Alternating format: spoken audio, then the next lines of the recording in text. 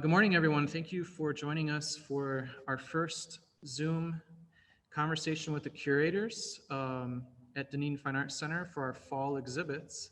We've got 6 really wonderful exhibits up right now. We hope you'll come on in if you feel safe to do so. Monday through Friday from 10 to 5, our galleries are open. If you don't, there's a plethora of content on our website, dfac.org. or our Facebook page, Dunedin Fine Arts Center. There's also a number of groups that we've formed around these exhibits where you can join in the conversation. We'll want to take a little bit of time to congratulate our curatorial director, Catherine Bergman, for her second Best of the Bay Award for Best Curator of Tampa Bay. Just amazing. Of course, she's really the life, what do you call it? Linchpin here, especially in the exhibits department. So many great ideas that she comes up with. This show Between Us is a mixed media, multimedia show that features some of the most accomplished artists in all of Tampa Bay, who also happen to be creative partners. They are partners, married or however they define it. And so what we were kind of looking for in this exhibit as curators is to kind of take a look at 2 artists living together and how they manage and how that impacts their creative output and their general life.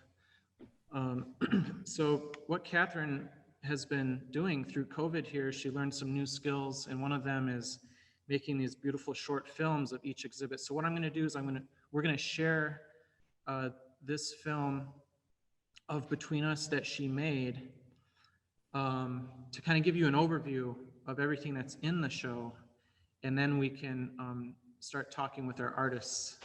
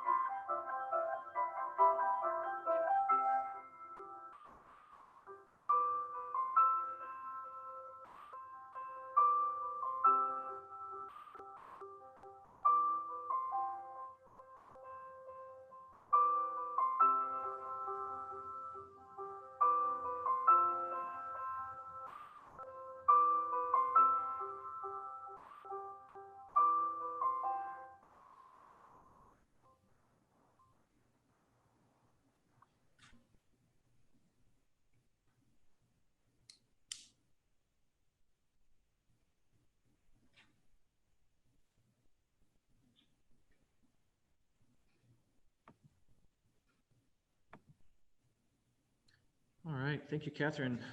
It's a really beautiful video. As you can see, there's a lot of really strong work in the show, and part of a curatorial challenge is to give each of these pieces enough space and light them in such a way that they are sort of tying into the whole, but also not impacted by their neighbors. So, which is very hard to do with this this kind of powerful work. But okay, we've got all the artists here today, and we're really pleased to be able to talk with them and have them share their stories and maybe give us some more insight into the works that they've made or the impacts that they're having in their own community or homes. It's a pretty broad-based discussion today. We're going to start with Carol Dameron and Herb Snitzer. They've got an appointment today to get to, so we want to make sure that we hear from them. Carol and Herb are pillars of the St. Petersburg art community, the Tampa Bay art community, and we really enjoyed visiting their home and their studio to look at works and select works for this show. And I was just so kind of compelled by what they presented and how they presented it to us, and how they, to me, I kind of came away with the idea that, you know, through their art, they had kind of built a home together. And so we're going to talk to Carol Dameron first. Carol, how are you? Thanks for joining us today. Great, just great. How are you? I'm doing well. Yeah. I'm going to take just one more moment and let everyone know we're not going to spend a whole lot of time going through accolades and resumes because there's just too much to cover there for all of these artists. What I have put on each slide is the artist's website. Here you can see caroldameron.com at the bottom. You are welcome to go there and see all the work that she does, and presumably able to email Carol or contact Carol through the website. And we are also happy to send anyone who's interested biographical information and artist statements. You can email me at Nathan, Nathan @dfac.org. Carol, you contributed this really beautiful painting called Before I Go. It's a brand new one, really, this year. And I'm just going to get straight to the chase here. I love the crickets that are in here. They're a little bit odd, but they really remind me of one of my wife's favorite Broadway productions, Fiddler on the Roof. And in your statement, you mentioned that your narrative work combines academic expertise and finger painting in conjunction with people, animals, and trees talking to each other, an effort to wed the mystery of the inner and outer worlds. Using the cricket as a sort of a stimulus to talk about this whole painting, could you just begin by telling us what the cricket symbolizes for you? Sure, I can. And hi to all the artists there. And I just want to say I love being part of this show. So that it's a wonderful show and it's intimate, and thanks for that. Yeah, the cricket fiddler is, you know, I didn't put him on the roof for that per se, but I thought it worked for placement. Of course, there's two crickets. There's a cricket in each panel. You know, the cricket actually in real life does make music by rubbing its back legs together. And so they do say in nature that the cricket fiddles. It's a death song. It's a last song. So I would say that the cricket is a poignant reminder of the transitory nature of life and the cycle of birth and death. I can say that it's an end of the life piece. At some point I thought, you know, I'm going to start adding insects to my work. So this is new. It's part of my Florida thing I'm doing. Okay. I think it helps when you personify an animal. It's a great way to convey emotion, and it naturally works in a narrative painting. a narrative painting is actually a personal story set against a backdrop of a universal theme. Mm. And so when you have, you see what's going on, and then you have the other part, the unseen part of life, the internal voice. I didn't really want to use just flat swashes of paint to convey or emptiness or a void. I didn't want to use a void to convey that unseen part of life. So I decided I would use an image and I would use symbols. And so when I use unnatural colors or unnatural sizes, like the house is smaller, is a bit small. Of course, a cricket is, you know, actually fiddling, and it's large, or you have a child sitting there that's so big with a really big head. These are all, you know, this is an implied narrative. Mm. I will say that. Mm-hmm. Yeah. So,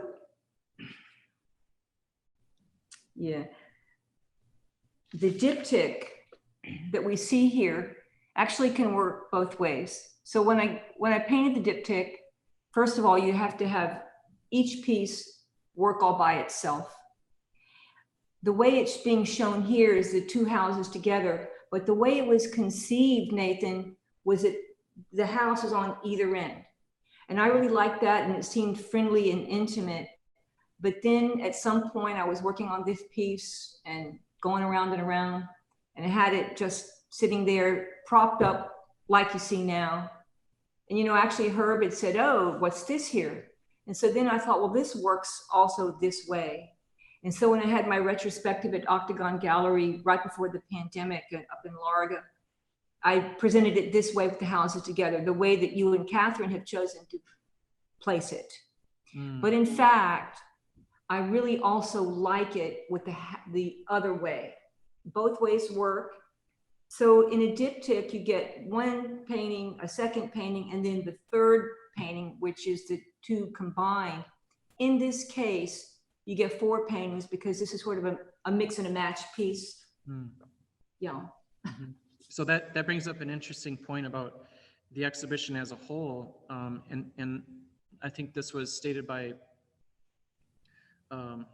most every artist in this show about their partner, how they are able to sort of bounce ideas off each other and have that extra trained eye to help them see other possibilities, or, you know, help them get out of a rut, or, you know, talk about maybe things that the artist isn't able to see in the piece that someone else is. So that's pretty important function for you and Herb. Do you kind of go back and forth with each other's work and help each other shape?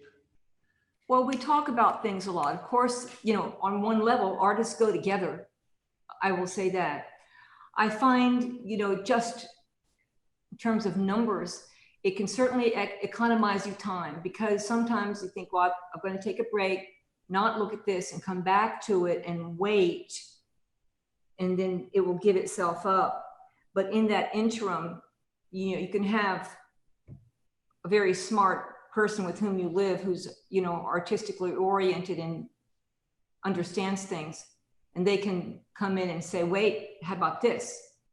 And, you know, you just, then you have it right there. So I certainly appreciate Herb's viewpoint. I certainly do. Mm-hmm. And then I will give him my viewpoint as well. So that's the day. Yeah. It works. Yeah. Uh-huh. Well, I love how, you know, a piece of artwork can, you know, sometimes I wonder, you know, that maybe we all know someone in our family who has difficulty with art because, you know, maybe they would feel intimidated or, you know, don't understand something like, you know, why there's crickets on a roof, or scale, or maybe, you know, if it's abstract, you know, why, you know, there's, you know, we've all heard this kind of thing from, and what I like though is that, you know, we can ask a simple question, you know, about why is there a cricket on a roof? What's with the crickets? Another simple question, why is this a sunset? Why isn't this during the middle of the day? Why, and Oh, yeah. and I know that, you mentioned earlier, maybe we can talk about this a little bit more. You kind of touched on this painting, at first glance, it's so celebratory, but you said something about end of life, and that made me think that maybe the sunset, the time of day, has something to do. Can you get into the end of life with this? Sure. Yeah, no, there's a darkness to the piece. Of course, so the sunset is a point of death, right? That's the end of it. So the colors are orange, and the morning light is yellow. The afternoon light is orange. You need darkness in a work. It gives it depth. Let's say this: if you put a statue of a Buddha in a field of flowers, then that is considered beautiful. But if you put that Buddha in a parking lot, then that is considered sublime. So you need some darkness in the work. So there, because it's just richer. Some contrast, yeah. There's life by contrast. So I think that is an added part. Also, I'm, working on combining two art forms based on the idea that two art forms make great art. Two cultures make great art. In this case, I'm using my European chiaroscuro training, combining it with the Florida postcard, just not actually an art form, but it is iconic, which becomes the archetype. And I'm looking at the look and the feel of old Florida postcards, and what is a formula, and it's dark shadows with unnatural bright colors, and then you've got the Florida landscape and the blue and the orange and the white sky. So I have introduced this landscape into the painting, and I'm moving away from Europe, certainly, which is a big part of my life. And so now I'm becoming a Florida painter. So, yeah, so one of the last things I wanted to ask you, and all the artists actually, is, is there any new projects or exciting news, shows coming up or anything like that? And it sounds like one of the things that's really new for you is this new approach, maybe taking up some new symbols that have more to do with your life here in Florida. I know you spent a lot of time in Europe, and you have a lot of deep symbolic connections to Europe, but now it looks like maybe there's a transition happening. Is that? I went to the Everglades a couple of years ago for a painting excursion. I stayed on Clyde Butcher's property. Oh, yeah. In what was called a swamp cottage. And that's it. And it was romantic. Yeah, it was amazing. It was, but it was a party of one here. I just got in the car. They don't even have food there. I had to take food. It's so out in the wild that they don't even have a grocery store. Right. So I had to take food in a cooler, and I took all my painting things and I stayed there, and there were these alligators, and I got to know them and overcame my fear of gators. And it was so vast with these big birds screaming overhead all day long. And it was dark, and it was quiet. And the people there were scientists, and so I learned a lot, but I did some work there.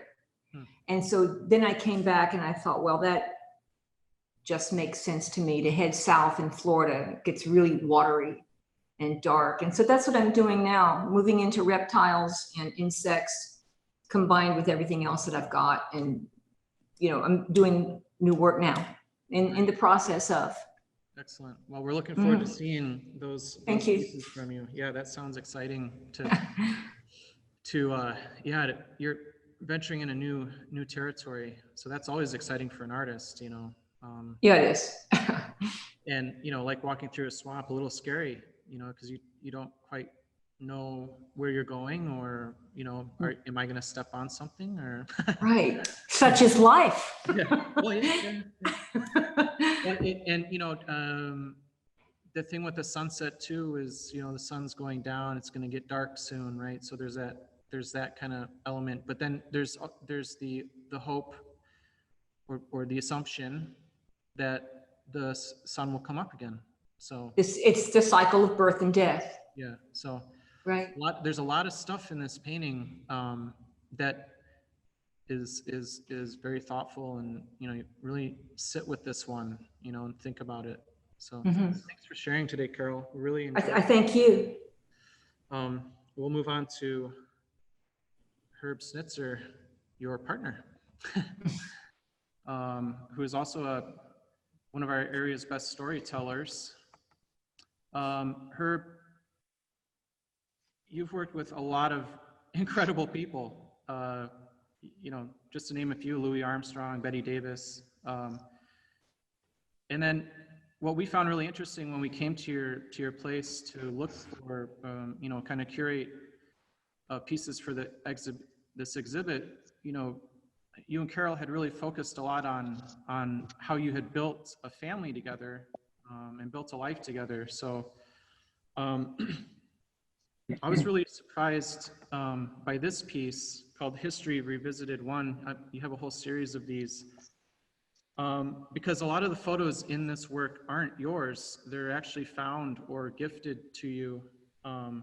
And the people in the photos aren't related as far as we know, but the kind of scrapbook presentation or collage presentation suggests that they might be. There's sort of family tree idea here. So after the question that we're getting at here is, after so many years of documenting the world, in a way where context mattered because of the story that you were trying to tell about a specific person or a specific event in history, how did you move into this more nebulous way of suggesting a story rather than telling one? Well, that's an interesting question. I spent many years as a documentary photographer for many of the more well-known magazines in New York City. And I guess I started out as a painter. I started out being influenced by those artists working with montage and collage ideas. So what I wanted to do was to bring everybody together. It's not important to me that you know who the people are, but there are, and at that same time of life, I was working as an artist rather than as a photographic artist. And, but yet photography has always been important to me. It's central to my creative life. And what stands out for me is color, black and white juxtaposed with color, juxtaposed with history. So it goes way back and to the, not quite to the present, but I think the date of this piece is 2000 or 20, I'm not quite sure, but it was when I had my studio at Salt Creek Artworks in St. Petersburg, Florida. Mm-hmm. And it was important for me because of my involvement with civil rights to show that in a complicated piece, which I tried here to create. And I think I did a pretty good job, if I do say so. Well, we agree. Carol and Herb, tell us, do you have any exciting news or new projects coming up that we should be aware of? I'm working on the new work right now is based on the idea that great art is the combining of two cultures, can be the combining of two cultures. So I'm American and European trained in realism and chiaroscuro and all that. So I'm looking at the second culture. And what is really important to me, what I've been thinking about for many years, is the look and feel of old Florida postcards. It's not actually an art form, but there's something in there for me. It really is something in there in terms of mood, of color. It's a little vapid, but that works really well with the other stuff that I'm doing. And so how does that play out? The diptych is one of my first efforts at combining those two elements. So I'm, I'll say I'm a Florida painter, but meet me in Europe and we'll walk back to Florida. That's what I'm working on. Okay. What about you? You're doing John Lewis. Well, the piece that I'm working on now has to do with voting. And it's combining of elements to suggest that one, we all should vote, that it's extremely important given what we know, what I know at this point in my life, where we're living with a very dangerous man. And so I'm creating a piece in honor of John Lewis, who was just, it's hard to describe how a man stood at the beginning of a bridge knowing that when he went across that bridge, that he might not end up alive at the end of the bridge. I mean, to me, John Lewis really represents oh boy, I tell you, I get all worked up when I think about John, who I met and knew when I was with the NAACP board, and he was just terrific, just a wonderful, wonderful guy, and so that was. I'm not sure I'm answering your question.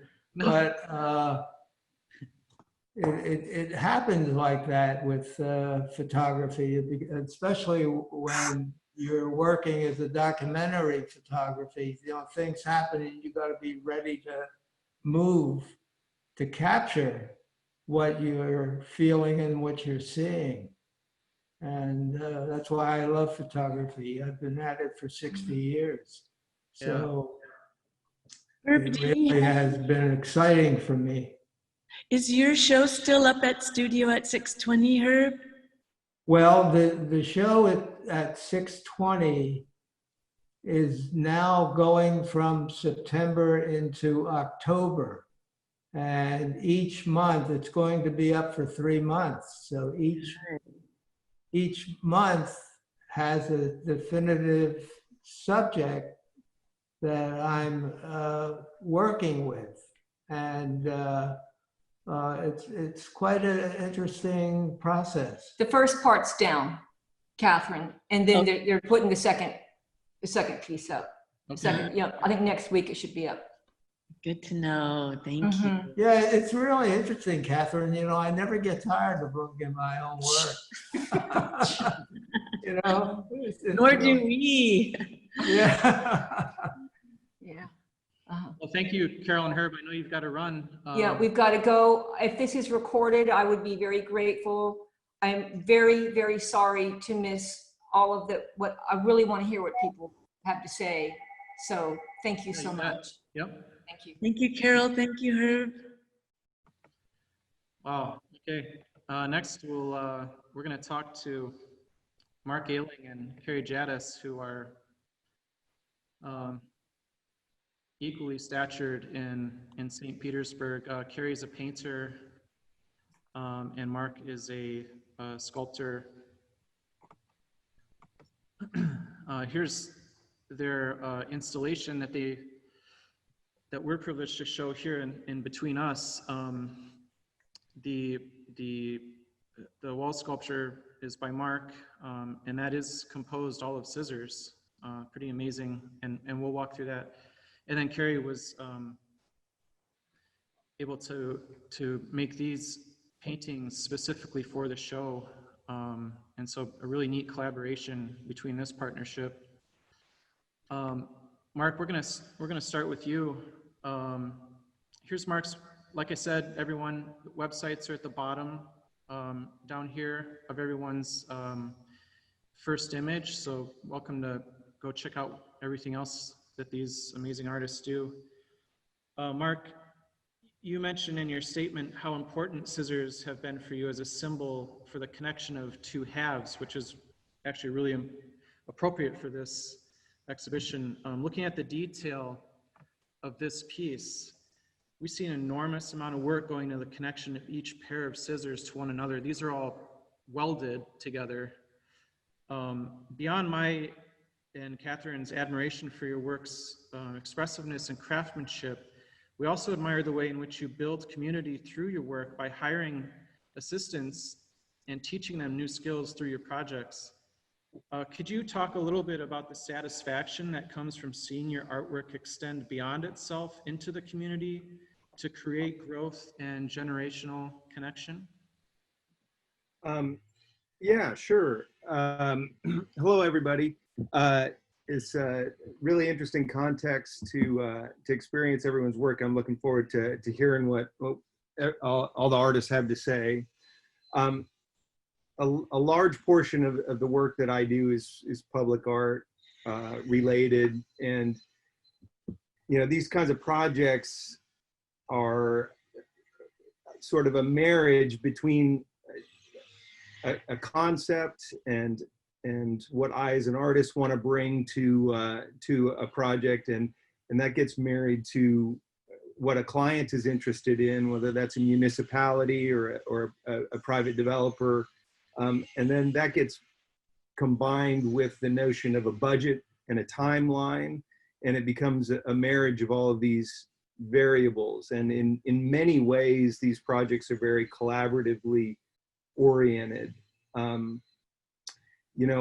The actual creation of the pieces, to steal a line from Hillary Clinton, it takes a village to make this kind of work. And one of the biggest challenges is maintaining a clarity of vision through that process, so that when the concept comes out the other end and is manifest, that it has some semblance of the original intent. And that's something that takes some experience and an understanding of how all the variables play out together. It can be very satisfying to do that. I have help in my facility. We've got 10 people working on projects in various aspects of the development. I've got in the front end of things, when we're pitching for projects and soliciting work, I've got an office manager that helps me put applications together and pinpoint opportunities. And then I've got design assistants that help manifest the concepts into a format that can become presentable. And then we've got to go through, once we win a project, these are oftentimes fairly competitive. There are a lot of people applying across the country, sometimes internationally, for these things. And once we get a hold of a project or we get shortlisted, then there's a development portion where we're fine-tuning ideas and then going through technical design and structural engineering and having a knowledge of how the materials work and how the engineering is going to impact the concept plays a huge part in what that end product is going to look like.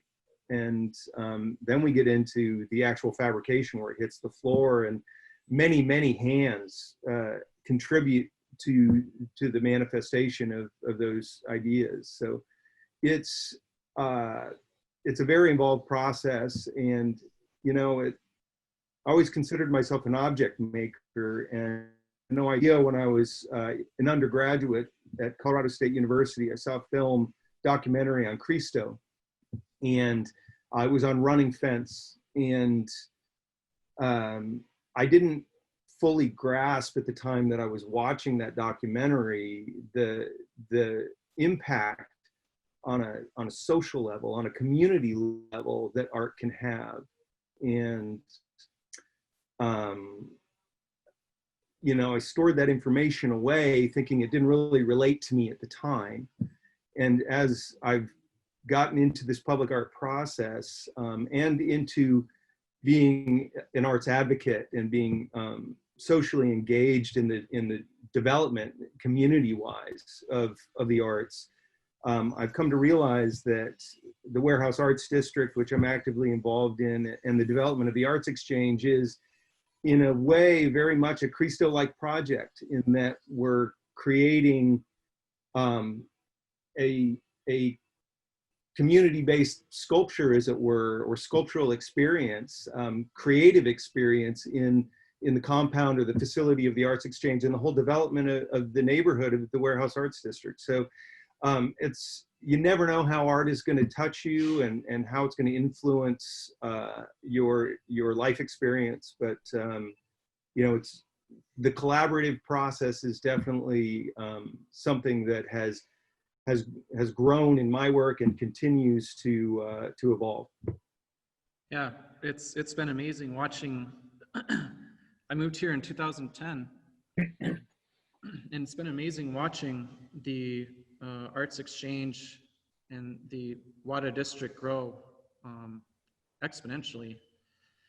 And in fact, 3 of the artists that we had in a show here earlier this summer have studios in the Arts Exchange. So it's really fun to watch them grow as well, as a result of having a place to make, not only to make, but to network and meet buyers and fans and friends.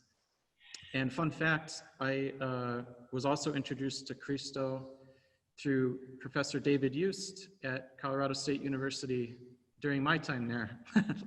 He was very passionate about Cristo, and at the time, Cristo was planning his Arkansas River project, and it wasn't quite ready for volunteers, but I remember David Youst trying to get us excited about volunteering. So go CSU. Carrie, wow, I really admire your work as painter to painter. You know, loved coming to Softwater Studios. You have that beautiful loft studio, and the way that you paint is really beautiful.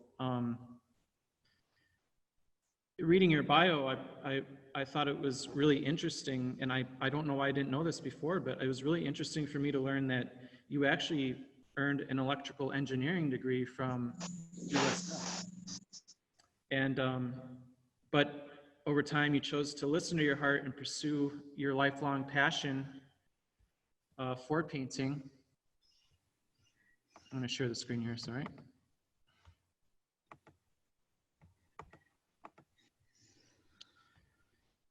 And I've kind of gone back and forth between art and some other occupations too, and I think maybe we might have had a similar experience in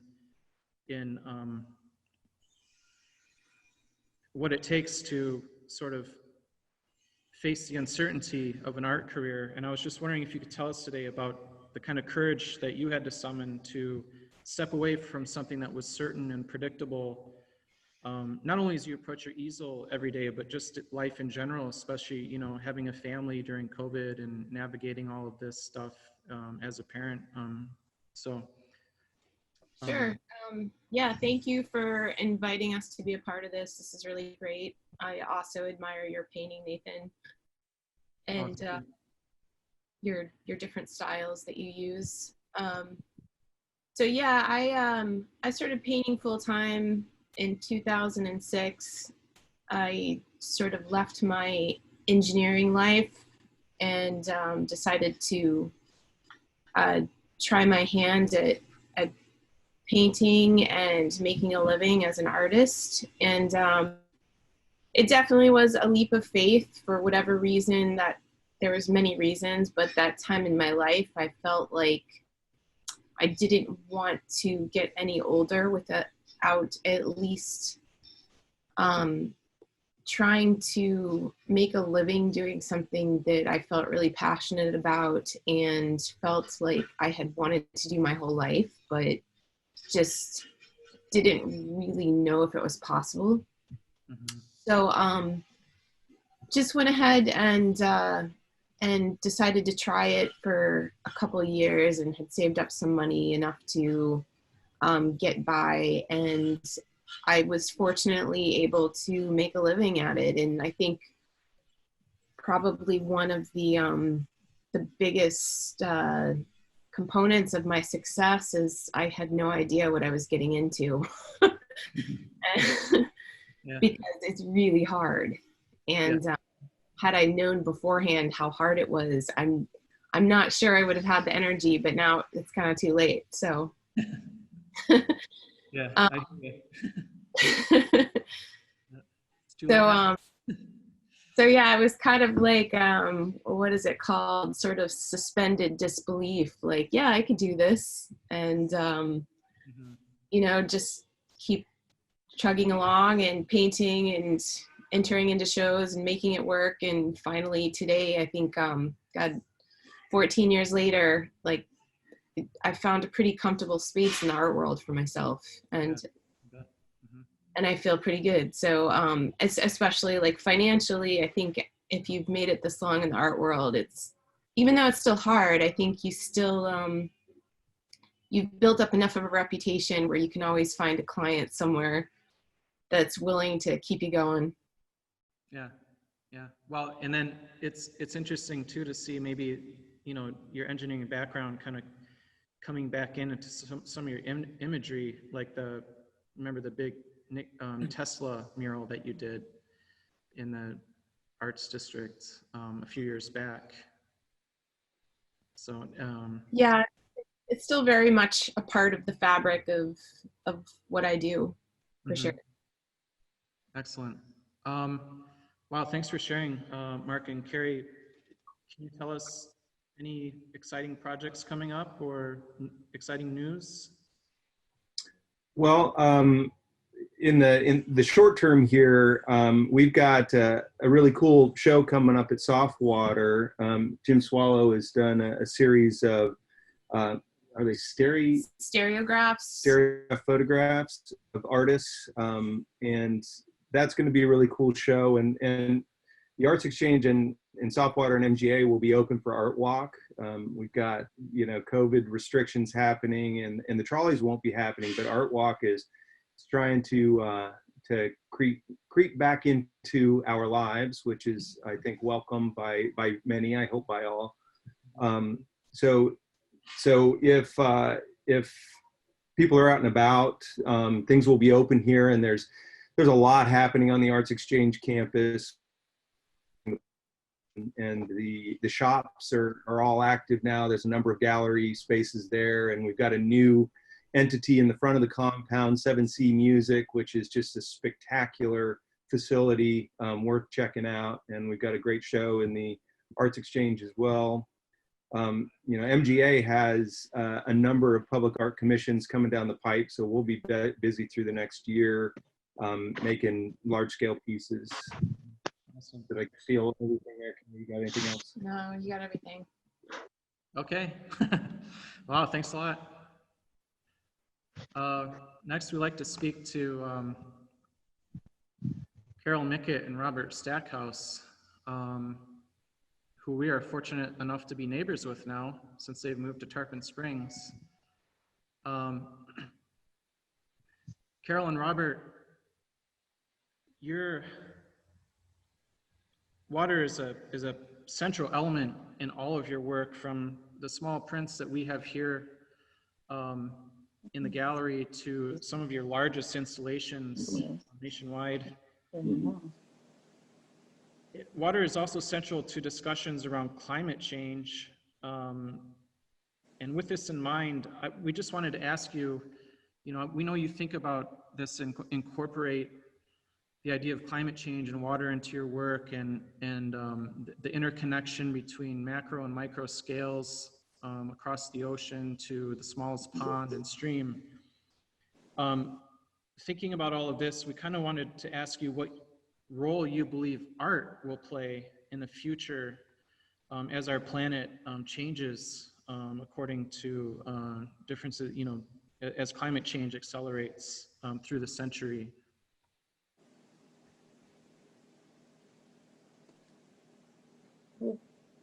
Yes? Well, we have been working with water for a long time, mostly because we moved to St. Petersburg and Pinellas County, which is surrounded by water. And it influenced, of course, all of our lives. And it also influenced the way the weather in Florida and the rest of the world is impacted by water.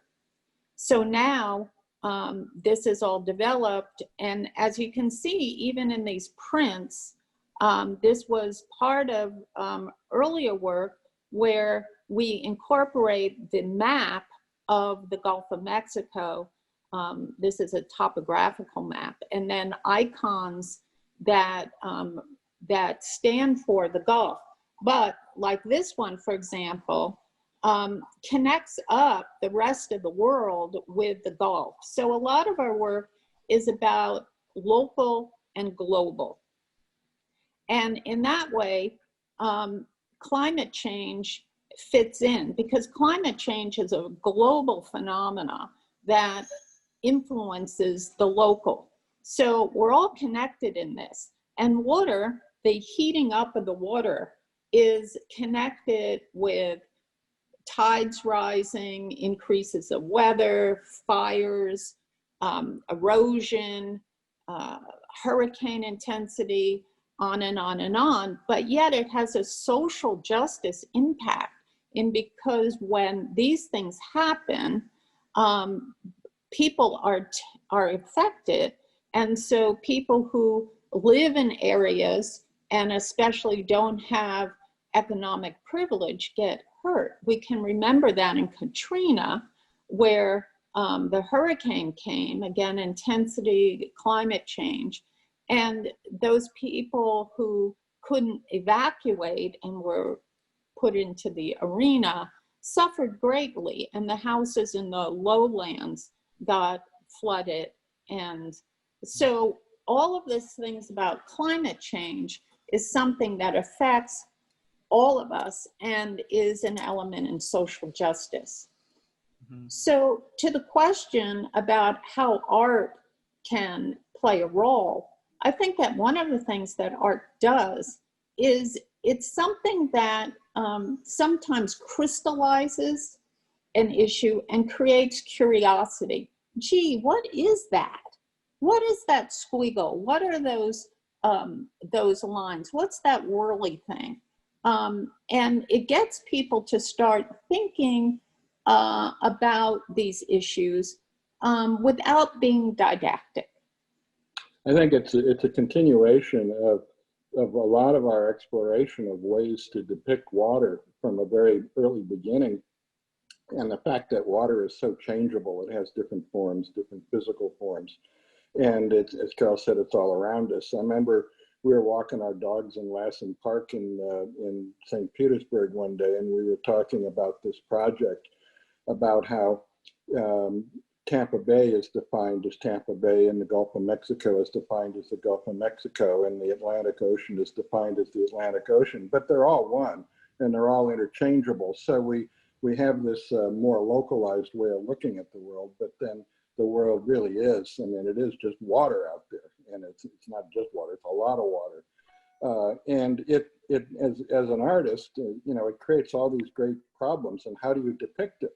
And, you know, we live in Florida. There's a lot of depictions of water in Florida. And what we're trying to do is to have many levels within this. It's global and local, but it's Carol and I mean, we both work on these things and equally, and it's she's there and I'm here, you know, and I'm here. It's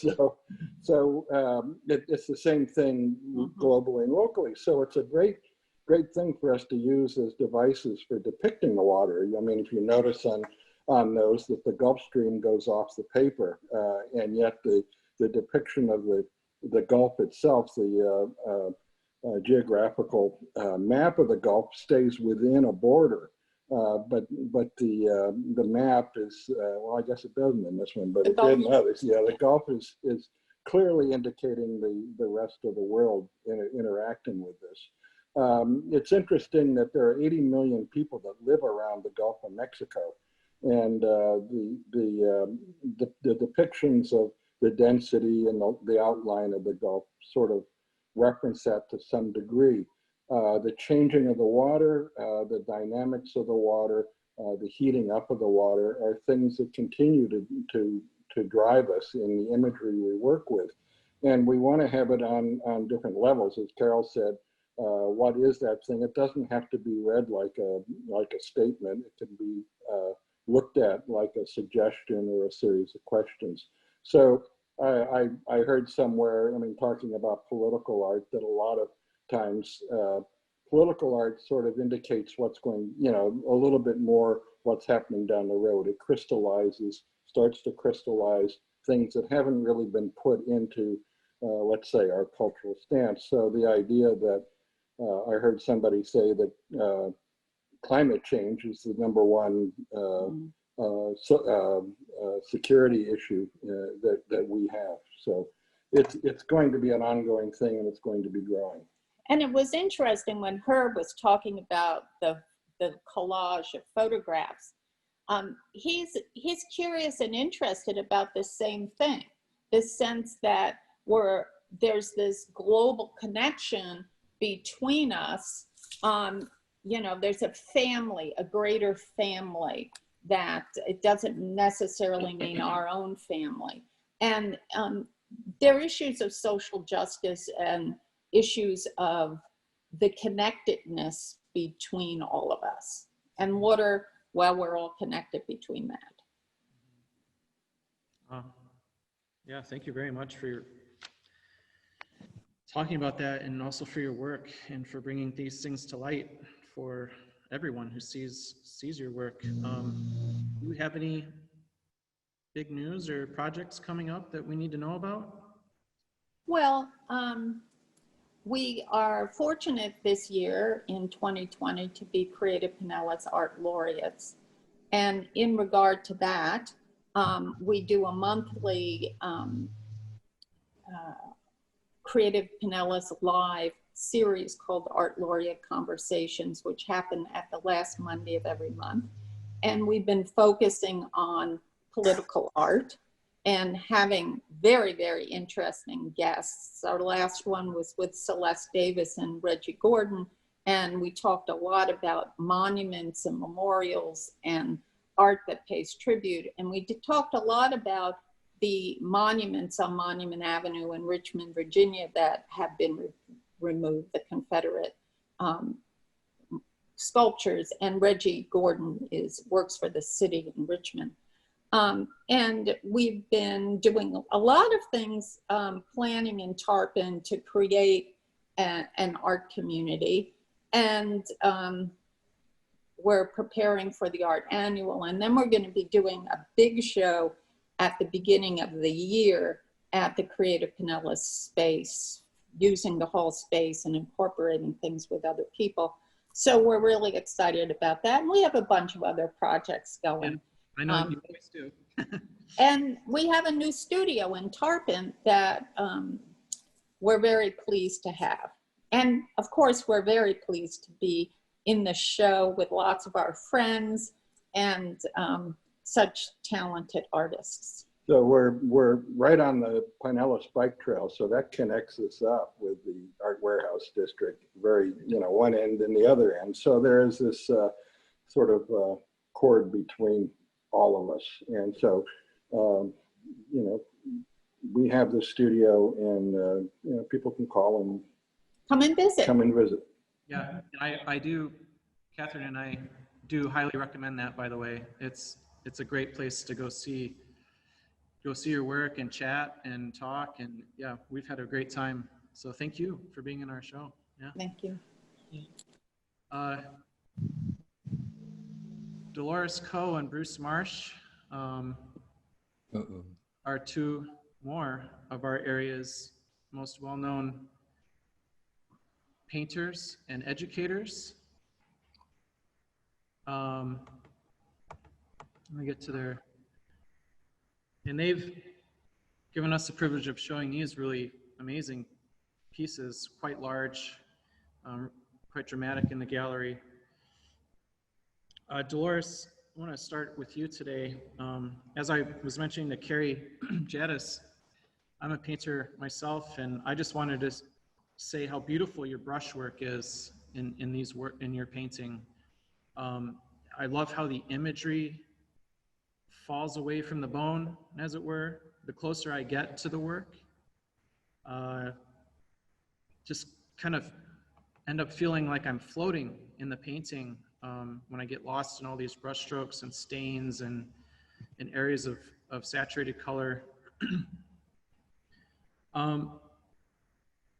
You know, these, and this kind of painting really brings the figures to life in the painting.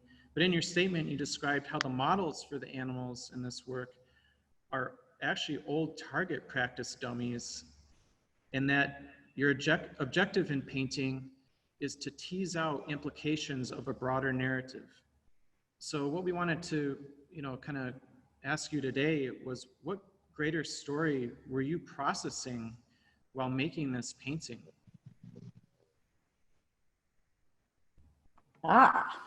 Well, thank you for that, Nathan. And I think we just also want to chime in quickly to say how happy we are to be a part of this group, and hope we can have a reunion in person sometime after this is over. But in terms of the question, and specifically about narrative or the subject matter, and I guess I should sort of put that in context that I am kind of moving through my immediate environment, recognizing, photographing, noticing things that strike me as being having a particular sense of being able to be enlarged or built upon, or there's something that is suggestive in a number of ways about it.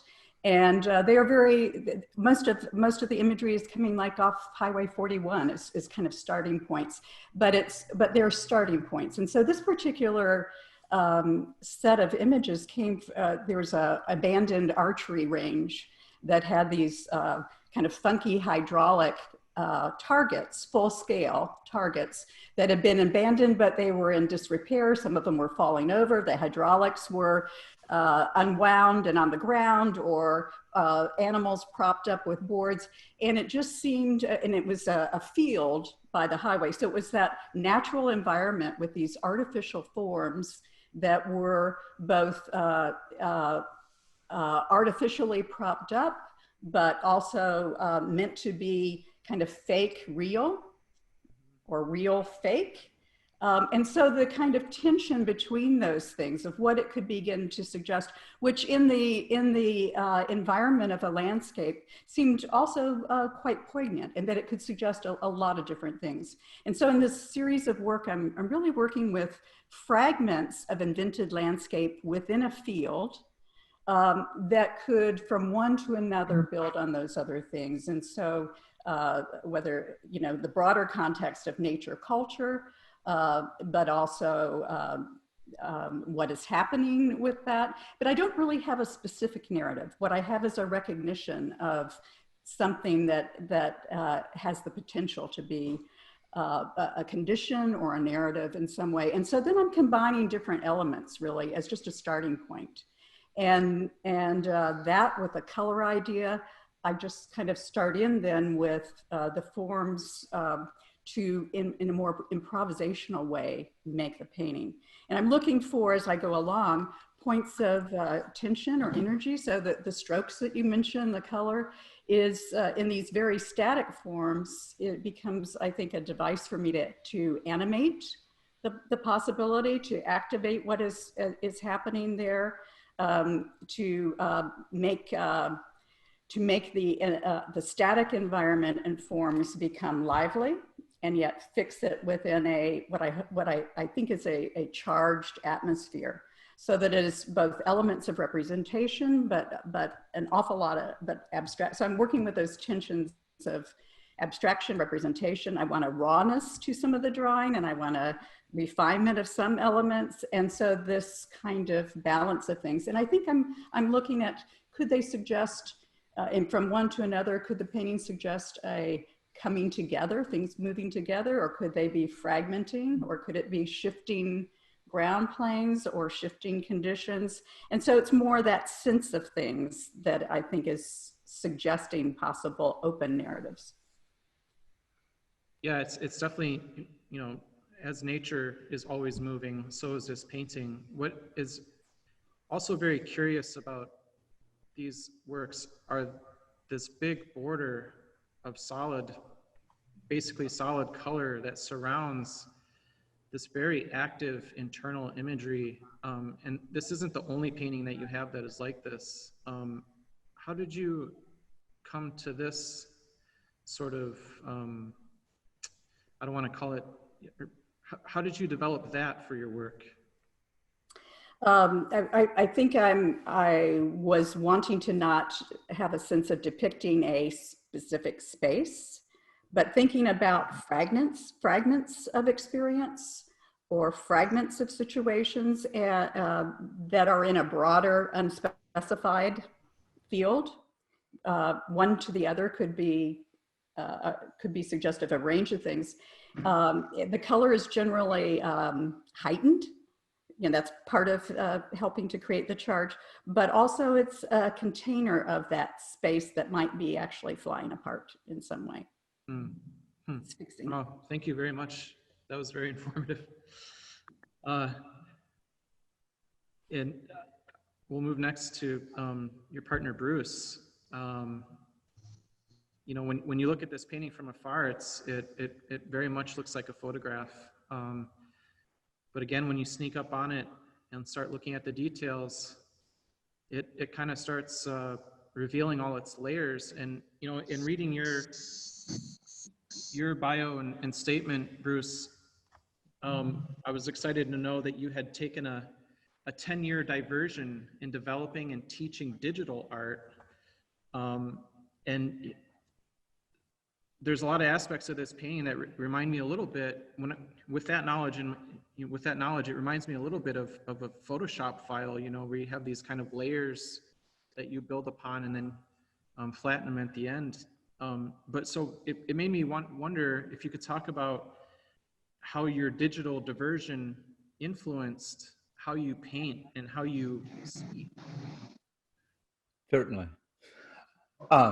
In point of fact, it's my whole approach to art and approach to image making and painting led me to see some real possibilities with digital systems, with the computers.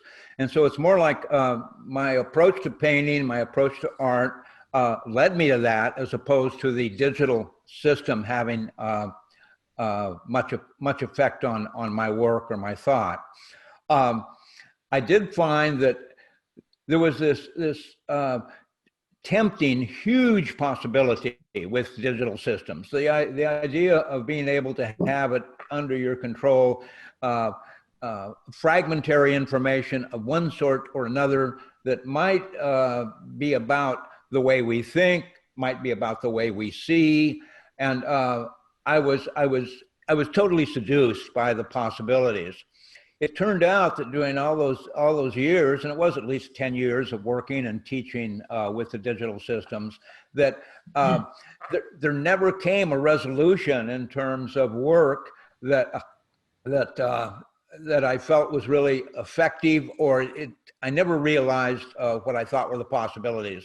And so I turned back to painting primarily. My early work, I've done some work in terms of color and in terms of organization that was very like minimal geometric imagery. that was long ago in the late 60s. But I think that the idea of a systematic approach to work and the idea of systems and intellect being very involved in work has been very important to me. At this point, these images, in terms of these images of the straight natural landscape things, aren't really developed in layers, but they are developed in terms of taking apart the image and putting it back together. And I begin with the value structure of the image, and I wash in an afternoon, I'll wash in the entire image in terms of light and dark, in thin turpentine washes where it's very flexible to move it around, and I can quickly see the structure of the whole thing. And then it moves on to focusing. It moves on to trying to find the range of color and the palette that's effective. And I think it's just about being so obsessed with observation and what happens with close observation, and that observing and then responding to what you're observing is just a totally different way of thinking than our usual sort of verbal, orderly patterns of thinking. And right now, I'm working with groups of figures, and again, it's based on an interest in observation, in intense observation, and trying to translate that. And I try to work with neutral or ordinary subjects. The groups of figures I'm working with are very ordinary and very ordinary situations. And what I'm trying to get at is not conveying any information about the world or about events or whatever, but I'd like it to remind the viewer of the experience of looking. And it's there's just a continuing mystery about perception and the way we put things together, and it keeps my interest. It holds my interest. Thank you, Bruce. Tell us, do you have any news or projects to share? Say it again. Do we have news or projects? We're having a little sound. Yeah. Okay, sorry. I must say, the quality of sound, my hearing is challenged, and much of this has been unintelligible to me, I might say. Okay. But we go ahead, Dolores. So I'd say we each have the individual projects that have been going on, but I think an involvement, a continuing engagement, and especially now has been how to participate in some of the arts organizations, the community-based arts organizations, and initiatives that we've been a part of for so long, but now in terms of how do these things, how do we sustain them? And how do we participate in the community of what now happens, and making that both sustainable and also engaging and lively. And here we've been really involved in the little Firehouse Cultural Center and other things but that engagement, particularly of young people, and working on some of those programs has been important to us. And then I think we're both using the time to, in the studio, try things that we haven't, and that's what we're doing. You know, I've got a group of little wild girls that reminded me of the animals in the field on my wall now, which I haven't done in ages. So we'll see. Bruce has things too. Yeah, I don't have any major projects underway at this point. I'm developing this group. I have perhaps a dozen of paintings of these groups, and that's where my interest is lying. And I do hope certainly to exhibit the entire series at some point. Good. Thank you. And Thank we're you. looking forward to that. All right, thank you, Dolores. Thank you, Bruce. Our next artists are Rai McCullough and Janelle Young, who are artists and educators. Both of them teach at the University of Tampa, And I was privileged to meet them while I worked at the University of Tampa at the Scarfo and Hartley Gallery as their preparator. Welcome, Rye and Janelle. Good morning. Hello. Good morning. Good morning. How are you? Fantastic. Oh, and here's Esther. That's right. Yeah. Beautiful new baby. All right. Well, we're gonna get right into this. Got your hands full. As always. Rye, you brought us some beautiful new work for the show, including this piece called Continuum 1 or 2. And paper is a prime component of all of your work. And we had some really fascinating discussions, which will probably take too long here to get into, but what we wanted to focus on here was paper. And really to summarize our discussions, you mentioned being fascinated by the hierarchy of materials. And, you know, paper is generally something that we all take for granted on a daily basis. But just sort of by way of talking about the process of how you made this piece, can you kind of remind us of how important a material paper actually is? Yeah, I'm a trained paper maker, and so the kind of the depth of history and the connection to the physicality of that material is something that runs very deep. But I also think, as much as I love handmade paper and very fine printmaking papers, there's something about it that maybe gets under my skin a little bit. The kind of the temple of paper, or like the hierarchy of like how paper can be fetishized.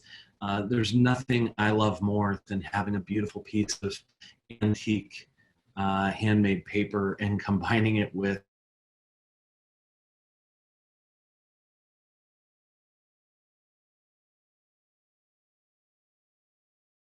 which they were derived from.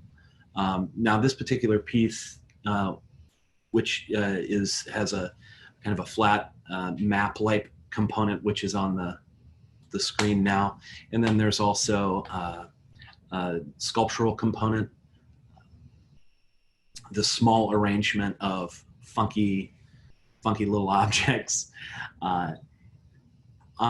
To tell you the truth, I wanted to create a work that was in direct response to Janelle's photographs. And those photographs had this fantastic relationship between kind of presence and absence, and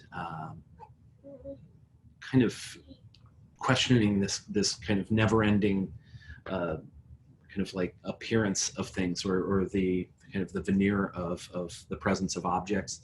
And so the piece that I created, I wanted to create a tension between this two-dimensional map and this arrangement of sculptural objects, which, you know, paper is kind of woven throughout both. Yeah. Well, great, thanks, Rye. Well, we kind of previewed Janelle's work here, her photography. Something that Rye and Janelle and myself and many of us actually share is that we moved here from somewhere else. And so Janelle, I wanted to kind of broach that subject with you. I'm going to start with something you said in your statement about your work.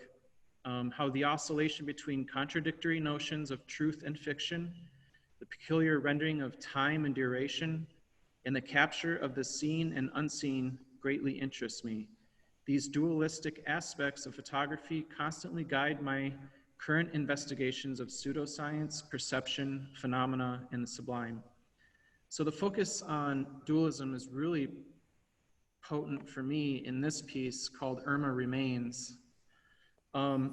Because it reconnected me to my own actually really stressful experience of my first big hurricane here in Florida, Hurricane Irma, back in 2017.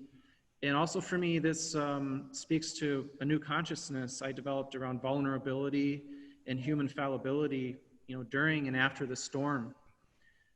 So could you please tell us how moving to Florida has affected you and your work?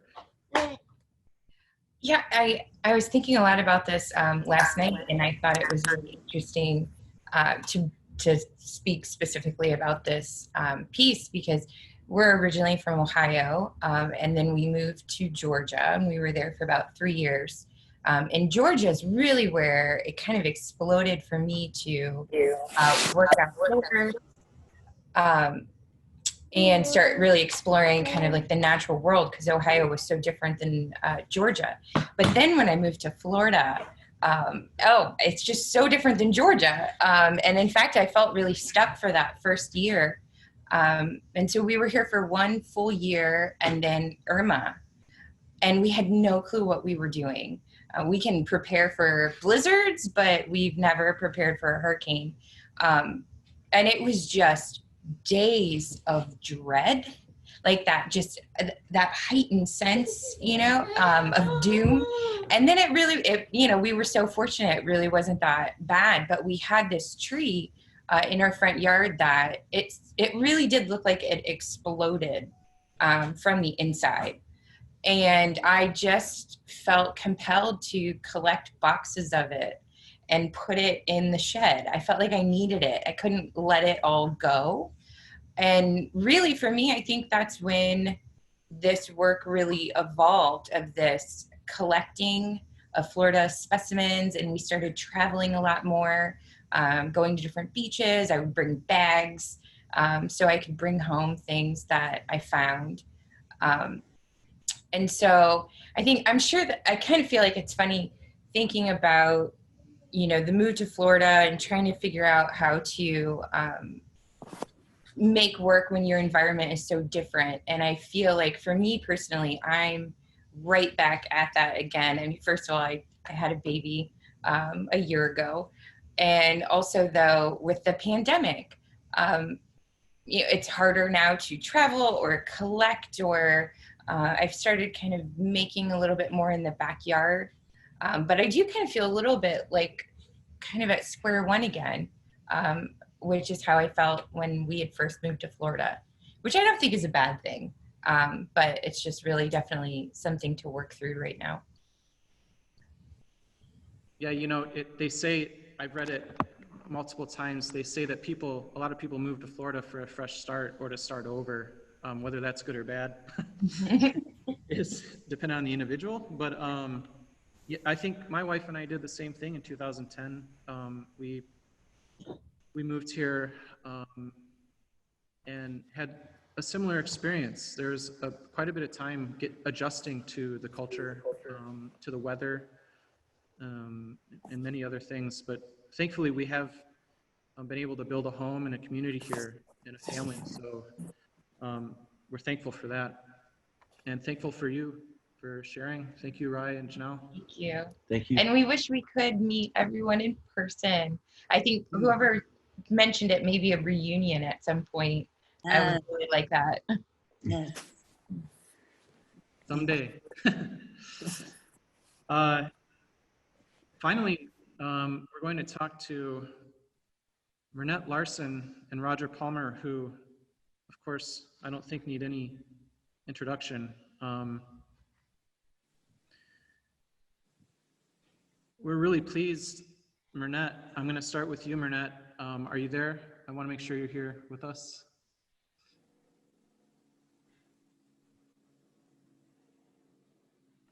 Uh-oh. Okay, am I here? Yes, there you are. Okay. Okay, sorry, I didn't unmute. Yeah, no, that's fine. Okay. Thank you both for joining today and for being part of this show and for sharing your work with us. Renee, I want to start with you. I think Catherine and I were really excited to be able to show some of these studies because they demonstrate just how much thought and effort goes into your work, which, your really large masterworks are, I don't want to say they're simple, but compositionally, the elements are limited. such as this piece, the raft, has very few elements here. But in looking further at the raft, we start to feel the unease of being on this shifting plane of water on this very small raft, all alone by ourselves, perhaps out in the middle of the ocean, who knows what. And it kind of becomes, your work becomes, for me anyway, I'll speak personally, kind of becomes a stage where my greatest fears start to come to light. I love reading stories about people being stuck on the ocean, so there, it gets personal for me here. But in your statement, you also went to great lengths to state how important ambiguity is in your work. And so maybe I got to thinking, maybe there's a more optimistic way to look at this piece rather than letting myself being led by fears.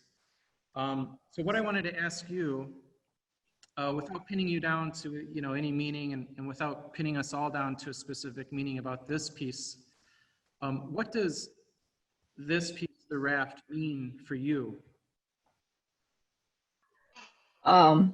Well, this image was based on a Elisitsky non-objective painting, which I sometimes use as a springboard, a non-objective painting, and basically Rorschach it. That is, I look at the abstract painting as one is supposed to look at a Rorschach.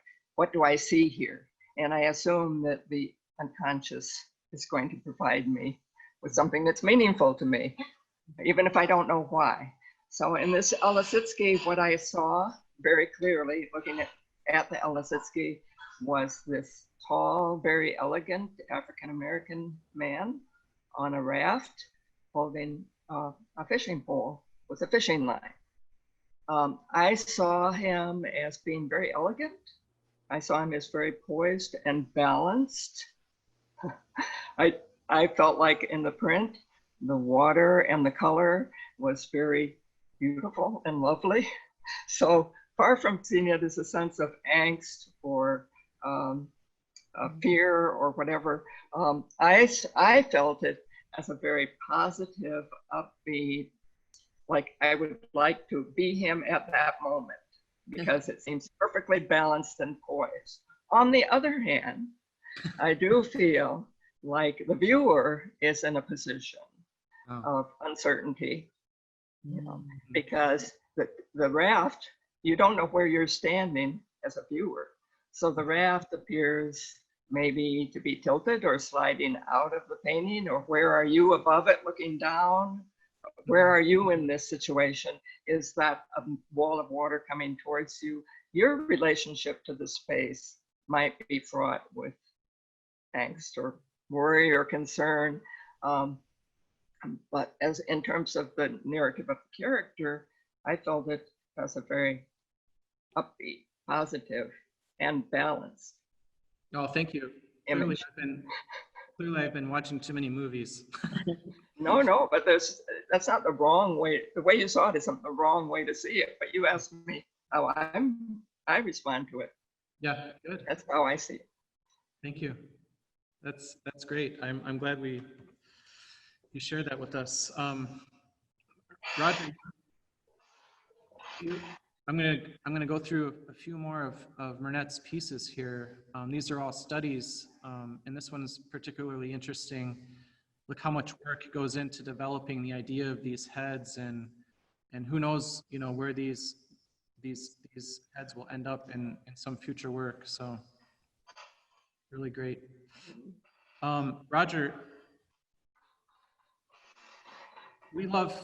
I think Catherine and I really responded to the range of emotion that's in all of your drawings. And we selected the three here that were kind of funny to us, I think, or endearing, especially this one. This blind monkey is going to learn a hard lesson, we think. And I want to focus on one thing that you said in your statement. You mentioned, I am, as we all are, lumbering about with a history of visual consumption.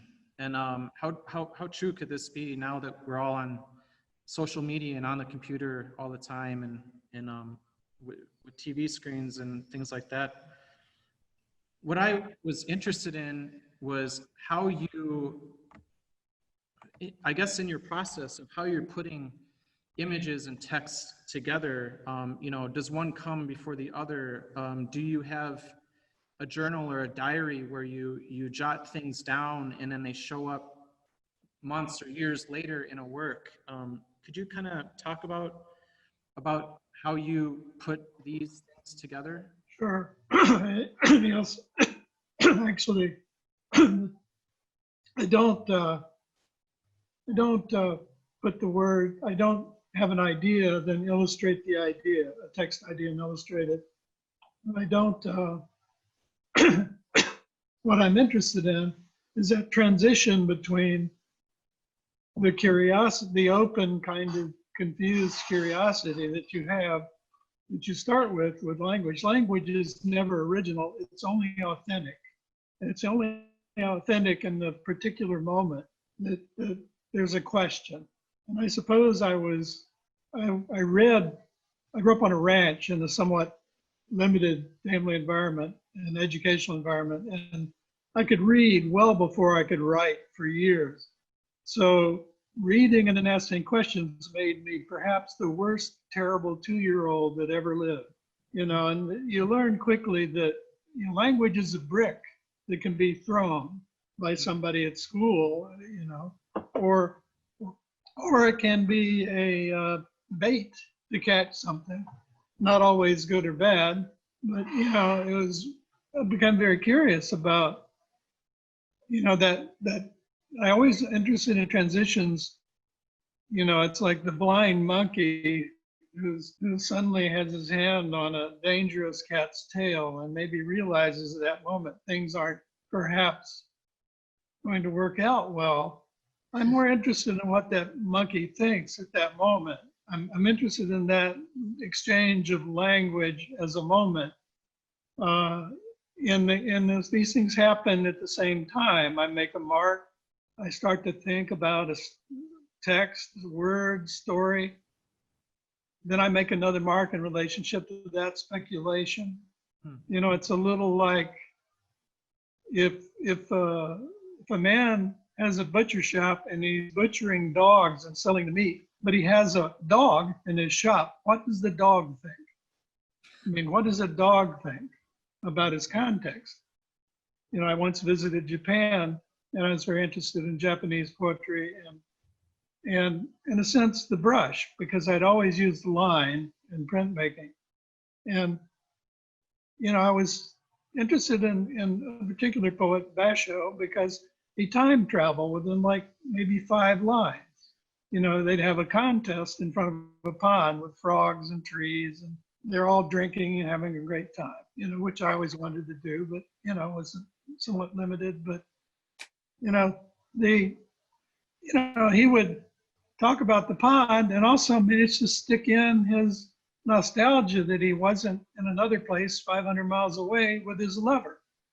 And getting that time travel and spatial travel in a brief temporal moment in front of all these arrogant poets wanting to win the contest before the pond strikes me as a wonderful moment.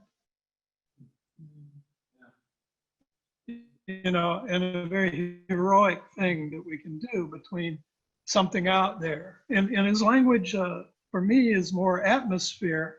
It can be atmosphere, and it also can be a thrown brick. For 12 years or so, I've hated the rise of the alt-right in America, both due to my personal history and some understanding of the real Civil War. And I've gone after everybody from going back to Donald Trump for years. Not that it's done any good, it's been frustrating.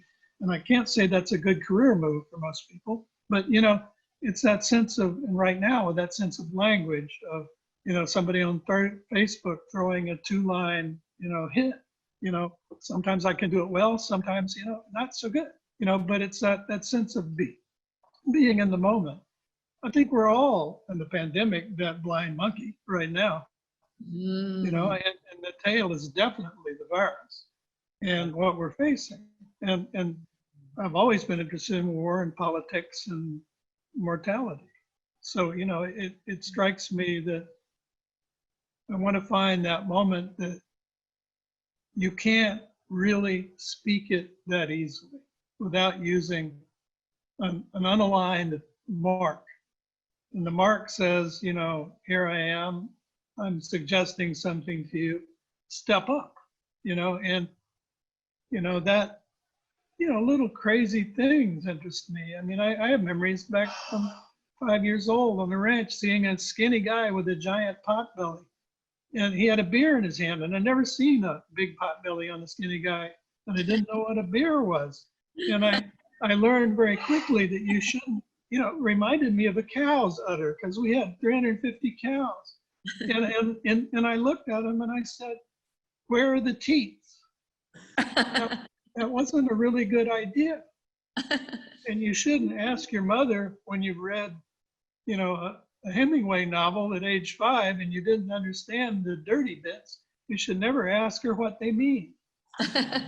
So there are things you learn about language, you know, about how slippery it is and how hard it is and how it can dent your head, you know, and those things, those inexplicable things, you know, I mean, I saw an opera singer in Japan singing in a language I didn't understand to his dog just before dark, and all the neighbors were admiring him because he was a brilliant singer, but he had no love for the audience. He had love for the dog. Now what did the dog feel when its little wrecked rib cage was pressed up against the rib cage of the opera singer, feeling all that vibration and sound pouring through him? The look on the dog's face was just, to me, language. And so while I can't draw that because I saw it and I don't want to take it away from that moment, I feel that moment has a certain authenticity and I can't violate it. In other words, I'm not a voyeur of certain things, you know. And I do think that one can find that kind of moment while working, but the language and the mark is sort of doing a kind of dance the whole time, and then I end up with something. But the language is sort of embedded in it, and you know, and it's always, you know, kind of, it's just, you know, fun. It's like being in your own contest with yourself to not tear the paper up, because I cannot fix it. When I'm working on paper, I can't fix the drawing. The lines have to mean, they have to be there for me. They have to not be able to be, I can't correct it. I have to make a mistake work. And you know, it's just a little culture. And I'm talking too long, I think. But I guess, I don't know if that answers. Yeah, no, that's, yeah, fantastic. Thank you for sharing all of that. I think, you know, you hit the nail on the head about the experience of this pandemic and being stuck at home and wondering, you know, what tiger's tail are we grabbing here? And I just wanted to commend all of the artists in this show and all of the artists in Tampa Bay and all of the artists who come here to Deneen Fine Arts Center to learn how to make art and how to see and how to feel. I'd like to commend everyone for holding the flame through this difficult period and you know, helping to maintain and create the kind of sacred space that art can provide. So thank you very much, everyone, for your contributions and for keeping your head down and working in your studios as we should. So that's the end of our program today. I want everyone to remember that we are open and this exhibition is up through October 16th is the sort of last day that you can come in and see it. And that's coming quickly. We're open 10 to 5 through the week, Monday through Friday. Bring your mask. Your temperature will be taken at the door. There's plenty of hand sanitizers. You know, wash your hands, and we do all of those things. And we'd love to see everyone. Yes. And I'd like to say, Nathan, that the concept for this show was a juicy one in that it asks the question that so many of us are curious about, and that is, can two artists really live and work together? And you have shown us that that is possible, not only possible, but indeed marvelous. And we're so honored to have your work here. And I concur with Nathan. Thank you for keeping the flame. I don't see any questions in the chat, but I want to reach out to all our guests. And if you do have questions, I guess shout.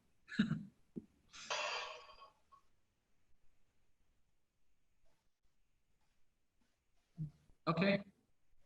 Well, thank you again, everyone. We hope you have a great week and a weekend and a nice cool weather here. Thanks again, and we'll hope to see you soon. Thank you so much. Thank you.